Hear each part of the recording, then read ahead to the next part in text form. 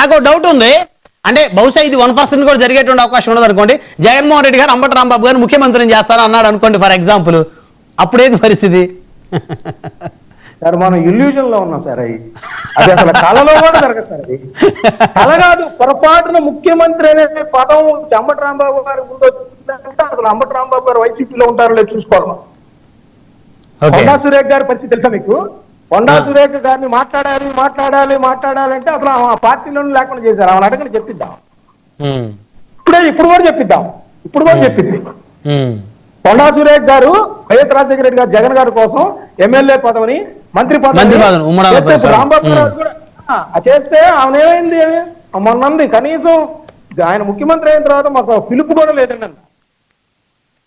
మీరు ఇందాక అన్నారే అంబటి రాంబాబు గారు ముఖ్యమంత్రి, అదే పరిస్థితి ఇక్కడ కూడా వచ్చింది. మీరు పొరపాటును కూడా యాజ్ ఎ సీనియర్ జర్నలిస్ట్ గా అట్లాంటి పదాలు వాడబాకండి. ముఖ్యమంత్రి జరిగింది. నేననేది ఏంటంటే ఇప్పుడు మనం అందరం కూడా యాజ్ ఇక్కడ అందరూ అనలిస్టులు పెద్దవాళ్ళు ఉన్నారు కాబట్టి అసలు ఈ ముఖార విందాలు, బాడీ షేమింగ్లు ఇవి కాదండి. ఆంధ్రప్రదేశ్ కి పరిశ్రమలు వస్తున్నాయా రావట్లేదా? నిరుద్యోగుల పరిస్థితి ఏంటి? ఎవరు చేయలేకపోతున్నారు కాబట్టి అన్ని పార్టీల వాళ్ళు చేయలేకపోతున్నారు కాబట్టి ప్రతి రాజకీయ పార్టీ వ్యక్తిగతంగా దూషించుకుంటుంది. సార్ ఇప్పుడు మీరు ఏదో అంటున్నారు కానీ పెమ్మసాని గారు నేనే వెనకేది ఆయన అంటాం కూడా తప్పే. చంపేస్తామనే మాట ఏంటండి మాజీ ముఖ్యమంత్రి పట్టుకోలేదు. అయితే ఇదే జగన్ గారు 2017లో 3 బహిరంగ సభల్లో కాల్చి చంపేసేయాలని చెప్పారు చంద్రబాబు నాయుడు గారు. తెలుసా మీకు? అవును అన్నారు. నడి రోడ్డు మీద ఉరి తీయాలన్నారు. చెప్పడం కాదా? అసలు ఇలాంటి మాటల్నే అవాయిడ్ చేయాలి రాజకీయ నాయకులు కానీ వాళ్ళు కానీ. ఎందుకంటే వాళ్ళు అది చంద్రబాబు నాయుడు గారన్నా, పవన్ కళ్యాణ్ గారన్నా, లోకేష్ గారన్నా, జగన్మోహన్ రెడ్డి గారు ఇలాంటి మాటలు మాట్లాడితే కార్యకర్తలు కొట్టుకొని చేస్తారండి అనవసరంగా. దానికోసం వాళ్ళ భవిష్యత్తు పాడైపోయింది. సో ఇలాంటి మాటల్ని అందరూ పరిత్యజించాలి.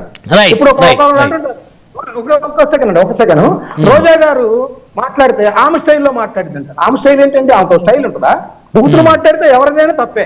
అది తెలుగుదేశం వాళ్ళు అయినా, లేకపోతే ఇప్పుడు జనసేన సుభాష్ని అయినా, లేకపోతే రోజా గారు అయినా, ఎవరిదైనా తప్పే అనేది మనం మాట్లాడాలి. అంతేగాని ఆమె స్టైల్లో ఉంది కాబట్టి ఆమె అనుకోవచ్చు. ఎవరి స్టైల్స్ ఏముండవు. ప్రజాస్వామ్యంలో బూతులు మాట్లాడకూడదు అనేది అందరితో ఒకే స్టైల్లో ఉండాలి.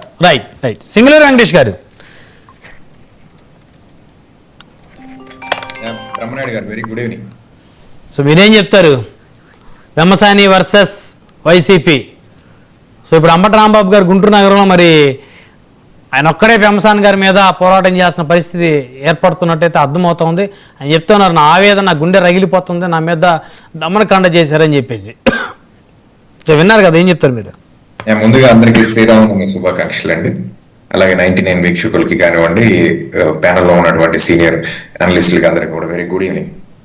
పెమ్మసాని గారి వ్యాఖ్యలు కేంద్ర మంత్రి స్థాయిలో ఉండి ఇటువంటి వ్యాఖ్యలు చేశారు కాబట్టి మాట్లాడాల్సింది కానీ విశ్లేషించాల్సిన అవసరం ఉంది.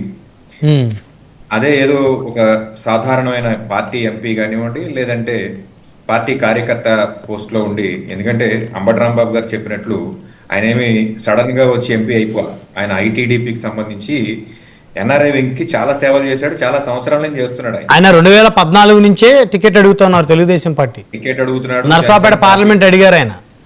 అలాగే జనసేన పార్టీకి తెలుగుదేశం పార్టీకి సంబంధించినటువంటి ఈ కలయికలో కూడా మేజర్ పోర్షన్ తీసుకున్నటువంటి వ్యక్తి. సామాన్యమైన రాజకీయాల మీద పూర్తి స్థాయి అవగాహన కల్పించుకుని ఆయన ప్రత్యక్ష రాజకీయాల్లోకి వచ్చాడు. He is the richest India. అయితే ఎన్నికల అఫిడవిట్ ప్రకారం ఆయన కన్నా రిచెస్ట్ కొన్ని వేల మంది ఉంటారులేండి ఆంధ్రప్రదేశ్ లో. సారీ, ఎంపీలు అయితే కనీసం ఒక 50 మంది ఉంటారు. అంటే ఆయన వైట్ మనీ కదా, మిగతా వాళ్ళకి బ్లాక్ మనీ ఉంటుంది కదా. ఆంధ్రప్రదేశ్ కి అయితే ఆయనే. ఏ జగన్మోహన్ రెడ్డి గారి కన్నా ఎక్కువ ఉంటాయా అనేది చాలా మంది డౌట్ వస్తుంది. ఇండియాలో రిచెస్ట్ ఎంపీ, ఇండియాలో రిచెస్ట్